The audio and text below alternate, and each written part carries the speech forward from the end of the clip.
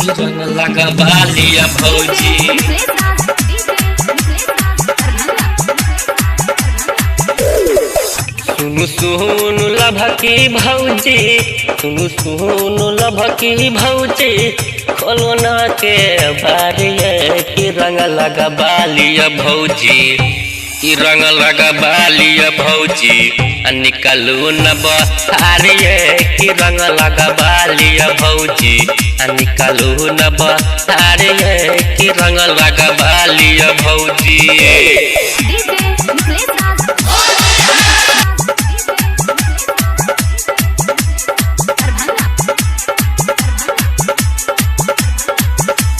रंग लगा बालिया भौजी यही संगे होली खेलबै यही संगे होली मनबै छोरा बने आई हम भौजी यही के आई रंग लगेबै यही संगे होली खेलबै यही संगे होली मनबै छोरा बने आई हम भौजी यही के आई रंग लगेबै सुनु सुनु लभकी भौजी सुनु सुनु लभकी भौजी खोलो न के बारिये की रंग लगा बालिया भौजी की रंग लगा बालिया भौजी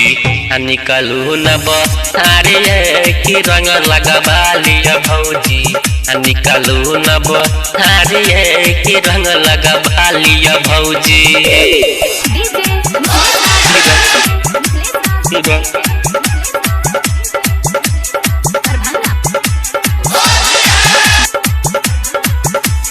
रंग लगा बालिया भौजी